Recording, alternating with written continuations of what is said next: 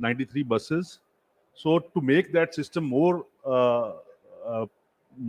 comprehensive, more integrated with the need of the people, we have planned this system which will be acting as a feeder to the BRTS network.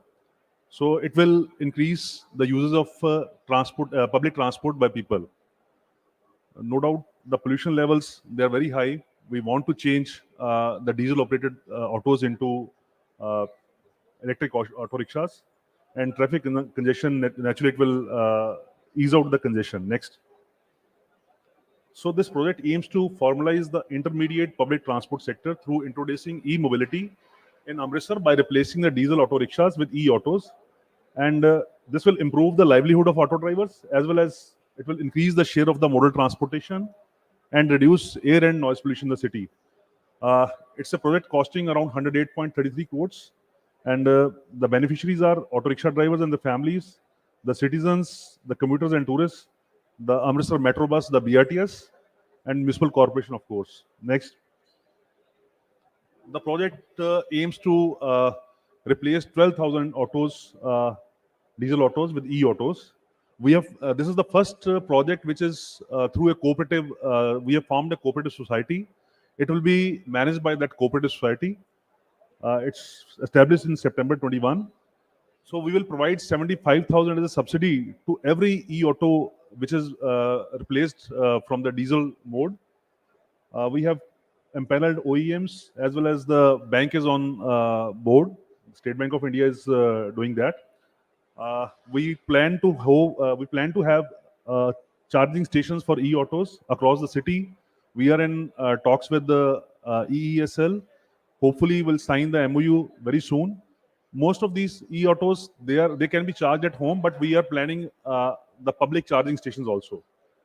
One of the major components is, since it's going to be a holistic intervention, we want to improve the livelihood of the auto drivers, their families also.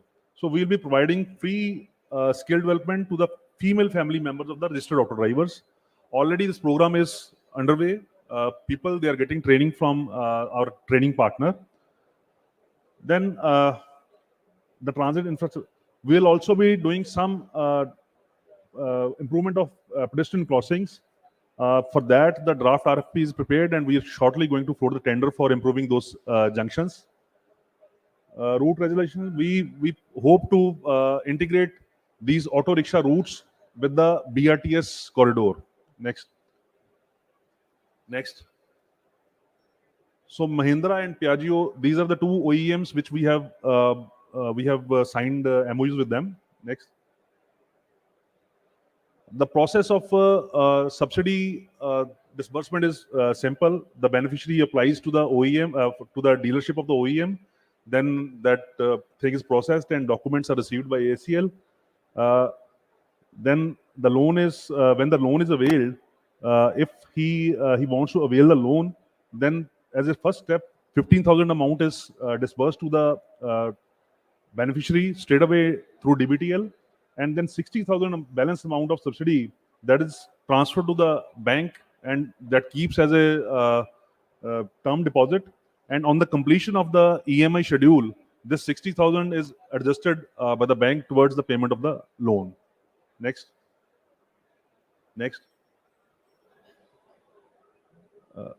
Mainly the courses which we are giving to the family members are like cutting and sewing, cooking, then computer training. Next.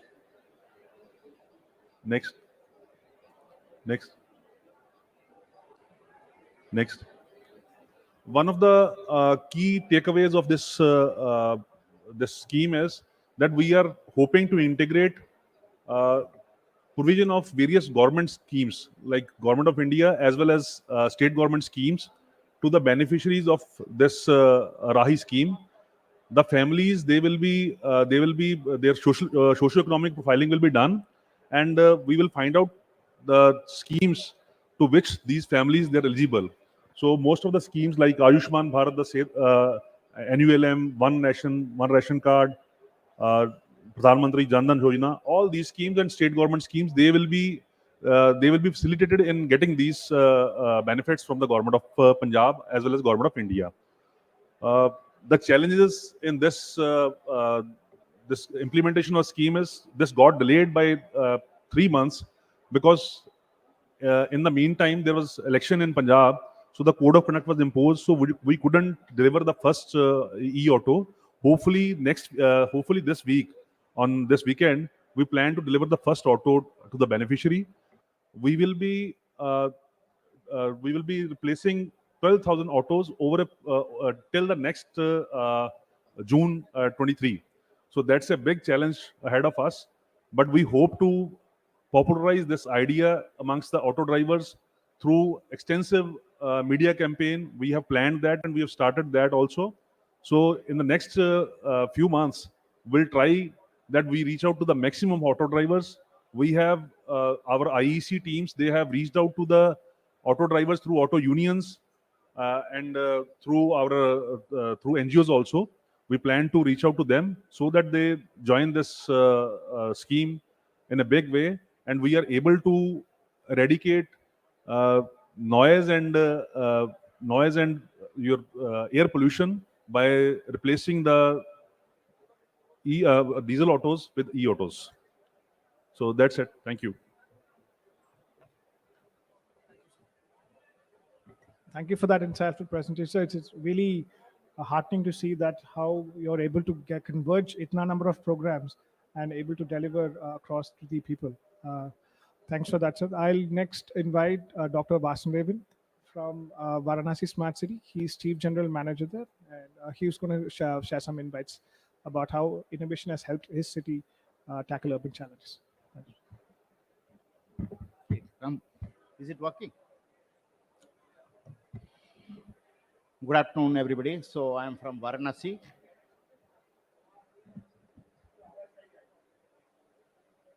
So you all know about Varanasi.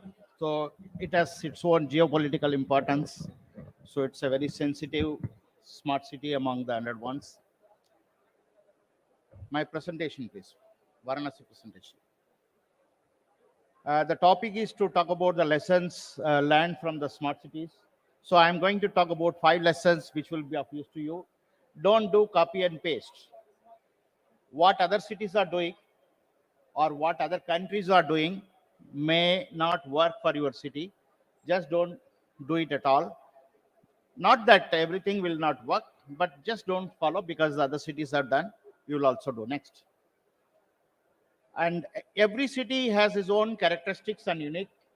So please deeply study the needs of the city. If you are an outsider, involve the local people, talk to them, do a lot of public consultation and engagement. So arrive at the needs and do what exactly your city wants or your city needs. I'll cite some few examples. Next slide, please. For example, in Varanasi, the first smart city project was building a cow shelter. A lot of people were, laughing at us. What a cow shelter or Gosala has got to do with smart city. So you must be also wondering. So we are at the course of this smart city initiative. We are doing intelligent traffic management system and traffic improvement, junction improvements. And Varanasi is known for stray cows and hundreds and thousands of them. And they are all over the city, all over the street. So if we do not dislocate and make them comfortable alternative, so what is the use of building traffic management systems and junction improvements, all those things? The first project which we did was a cow shelter. That's what I said. This is what the city needed. And Kashi Vishwanath temple is visited by millions of people around the world, around the country, all around the year, of course, barring the 2 COVID years. So what we did is we took the projects to improve the roads around the Kashi Vishwanath temple. Another reason what people visit Varanasi or Kashi is to look at the Ganga Aarti. Again, a lot of people, millions of people commute. So there is always a overcrowding around the Sasamed Ghat, where the primary Aarti takes place. Both at the riverside, people sit on the boat and at the sit. So what we did, in collaboration with the Ministry of Culture, we did a cultural upliftment project. Basically, we put large LED screens and we were live telecasting both the Ganga Aarti and Kashi Vishwanath Aarti is going on. So the people from any part of the city at the railway station, at the key junctions, could see that. Those who didn't get sometime get an opportunity to go inside the temple because of the long queues, they should get benefited. Again, Kasi is known for very narrow lanes, congested, small gullies, some are even 2.5 feet wide. And those were only leading to the Kasi Vishwanath temple.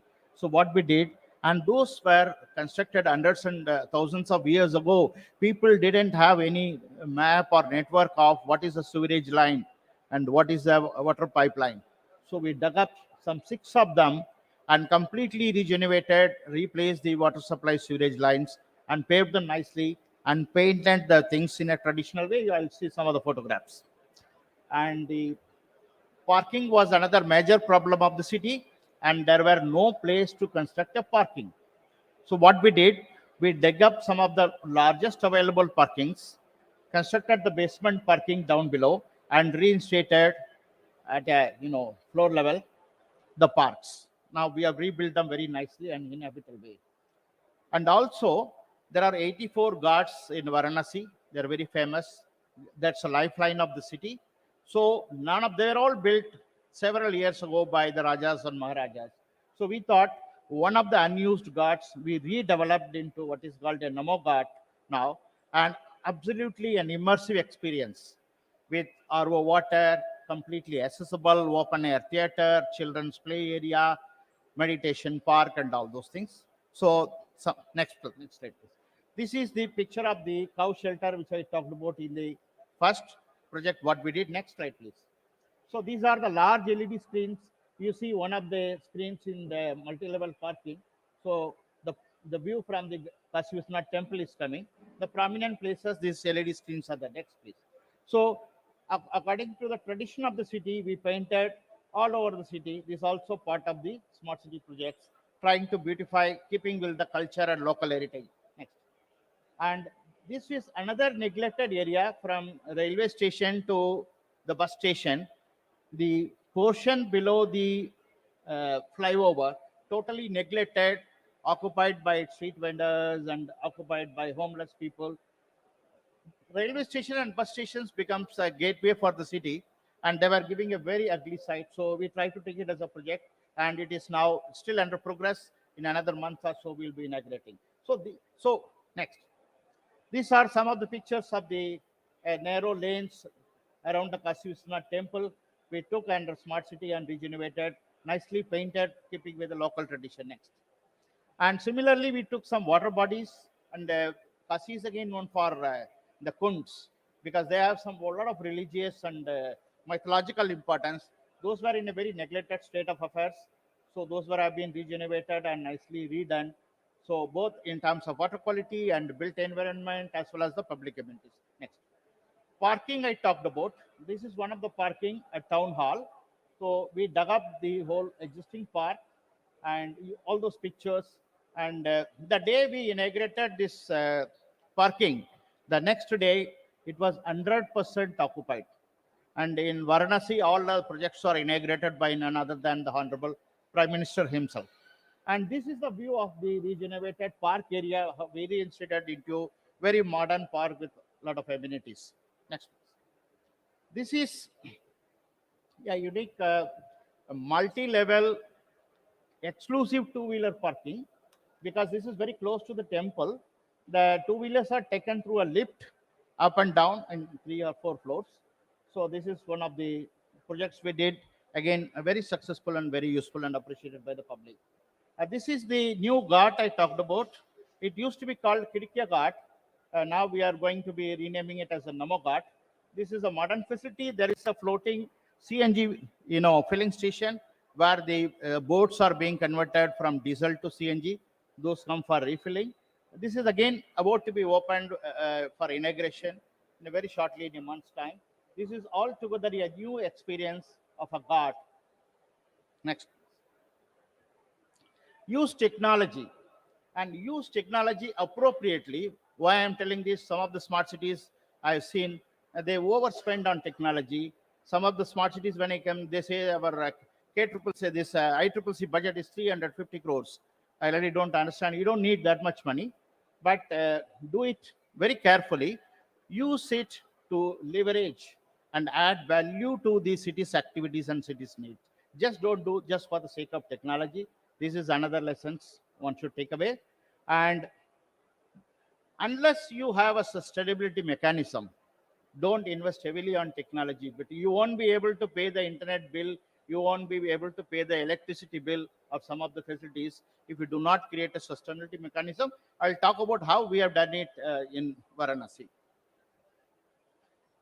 We use JS as a cutting edge technology across all innovations and all smart city initiatives that has really paid a very good incentives to us. Yesterday, yeah, yesterday we took, the best COVID innovation award. It basically the JIS and the KCCC we have to the best use of COVID management. Kasi Geo Hub is another unique initiative done by Varanasi. Both it has got a very good innovative, it's an open GIS data portal, and we are also have a lot of potential for revenue generation. IUDX, you might have seen, it is somewhere in this hall itself. It is a Indian Urban Data Exchange. So we have participated. Few cities have participated. We are one of them.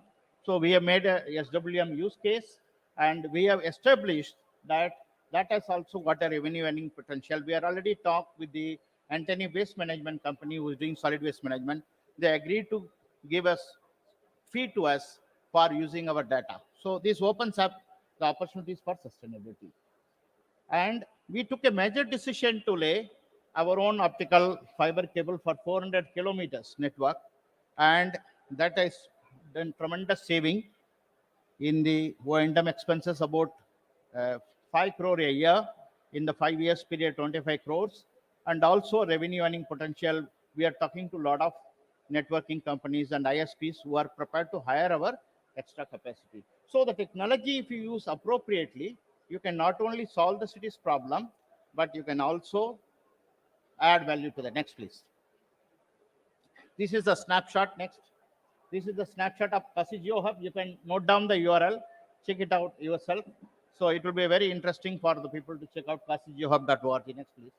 We are also developing a smart parking solution we are going to roll out very shortly. Across the city, any parking slot, users could go to the mobile hub, book a slot, or go there and pay. All kind of payment mechanism, unified one parking solution for the entire city. We are going to roll out very soon. It's final. Next. Use the best practices. When in the first slide I said don't copy and paste. It doesn't mean don't do the best. Follow the best practices. There no need to reinvent the wheel. People have done it. RFP documents are available at the NIA website. Ask to the concerned smart city people, do the peer practice, peer review, and just go and do. But do modify according to your city. Just don't do copy paste again, even best practices, because you have to essentially read each and every line and modify the document. Because some of the cities have shared some document with me, and they are just even having the name of the other city. Again, consultants are not God. Most of the cities are having, PMCs. PMCs are not God. They are not perfect. Don't be over dependent on them. I don't say do away with them. We have done away with that. Our ex CEO, former CEO, Gaurang Reddy Saab is here. With his guidance, we have done a lot of good things. All the things that I talked about, most of them have happened under his leadership and the guidance. He will be able to touch upon that and watch for that.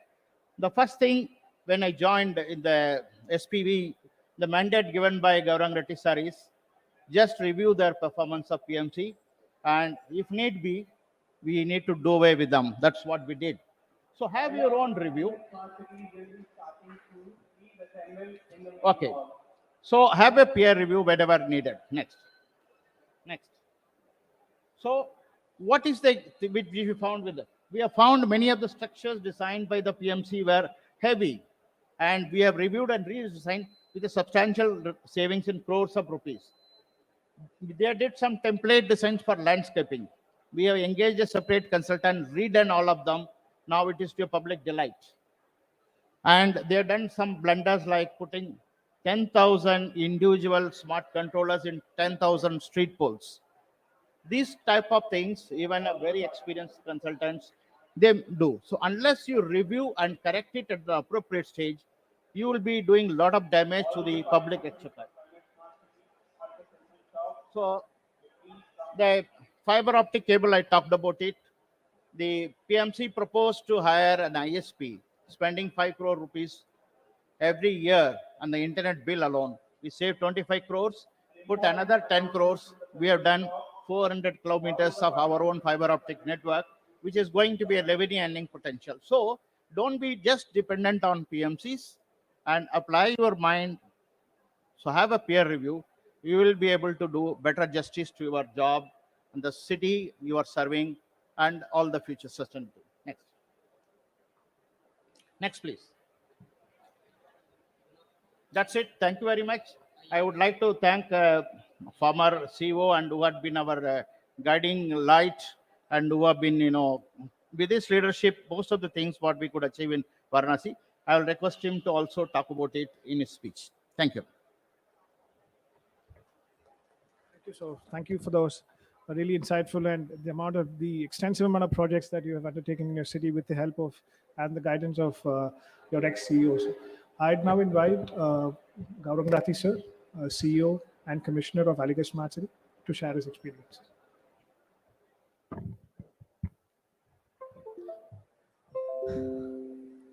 Good afternoon, friends.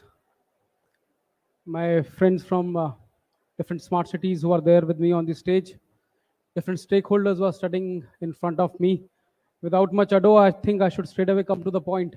We already have, across last 1.5 days, heard so many things. Many of them have been repeated many a times.